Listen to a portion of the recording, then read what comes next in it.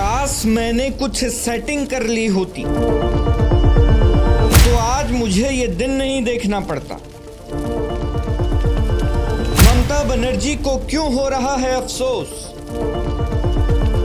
आखिर किस सेटिंग की बात कर रही है ममता? तृणमूल कांग्रेस की मुखिया ममता बनर्जी का एक ऐसा बयान सामने आया है जिसने राज्य से लेकर देश की राजनीति में खलबली मचा दी है।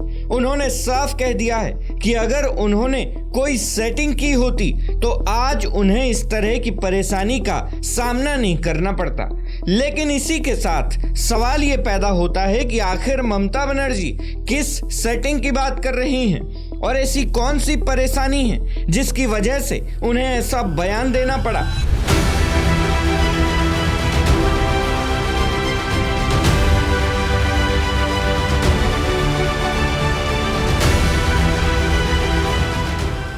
दोस्तों, ये पूरी कहानी बंगाल की पूर्व मुख्यमंत्री ममता बनर्जी के एक फेसबुक लाइव सेशन से शुरू होती है। ममता बनर्जी ने बुधवार को सोशल मीडिया पर आकर अपनी भड़ास निकाली और खुलकर अपनी बात रखी। उन्होंने बिना किसी लाग लपेट के कहा कि मैंने अपने सिद्धांतों से कभी समझौता नहीं किया और न ही कभी करूंगी।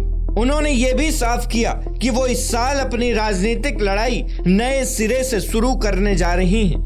उन्होंने अपनी बात को आगे बढ़ाते हुए कहा कि अगर वो अपने लिए कोई सेटिंग कर लेती तो उन्हें आज इस तरह की मानसिक और राजनीतिक प्रताड़ना नहीं झेलनी पड़ती। दोस्तों, अगर देखा जाए तो ममता बनर्जी के इन बयानों के पीछे एक बड़ा दर्द छिपा है।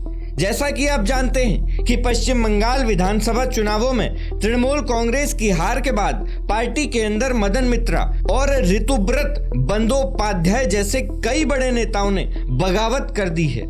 एक के बाद एक नेता पार्टी छोड़ रहे हैं और ममता बनर्जी का आरोप है कि भाजपा केंद्रीय जांच एजेंसियों जैसे ईडी और सीबीआई का इस्तेमाल करके उनके नेताओं को डरा और धमका रही है। इसी राजनीतिक संकट और बगावत के बीच मीडिया और समर्थकों को संबोधित करते हुए ममता बनर्जी को यह कहना पड़ा कि अगर मैंने सेटिंग कर ली होती तो आज हमें यह सब नहीं झेलना पड़ता, लेकिन मैं अपना ज़मीर नहीं बेचती। दोस्तों, आपको बता दें कि ममता बनर्जी का सीधा मतलब था कि अगर वो भाजपा के साथ कोई गुप्त राजनीतिक समझौता या सेटिंग कर लेती तो उनके नेताओं को केंद्रीय एजेंसियों के छापों और मुकदमों का सामना नहीं करना पड़ता। उन्होंने आरोप लगाया कि टीएमसी नेताओं पर या तो भाजपा में शामिल होने या फिर जेल जाने का दबाव बनाया जा रहा है। ममता बनर्जी ने साफ किया कि जो नेता जांच एजेंसियों के डर या दबाव में हैं, वे स्वेच्छा से पार्टी छोड़कर जा सकते हैं। वो अकेले ही 2006 की तरह 2026 में भी पार्टी को फिर से खड़ा कर लेंगी। ममता बनर्जी के इस बयान और बगावत की खबरों से बंगाल की जनता और वहां की राजनीति पर बहुत बड़ा असर पड़ रहा है। एक तरफ जहां तृणमूल कांग्रेस के बड़े नेता जैसे मदन मित्रा ईडी की पूछताछ के बाद ममता बनर्जी का साथ छोड़कर बागी खेमे में शामिल हो रहे हैं, वहीं दूसरी तरफ शुवेंदु अधिकारी लगातार राज्य को लेकर बड़े फैसले लेने में लगे हुए हैं। हर वीडियो की तरह सवाल अब आपसे है, क्या ममता बनर्जी वाकई केंद्रीय एजेंसियों के दबाव के कारण इस राजनीतिक संकट का सामना कर रही हैं या फिर ये उनकी पार्टी के भीतर ही पनप रहे असंतोष का नतीजा है?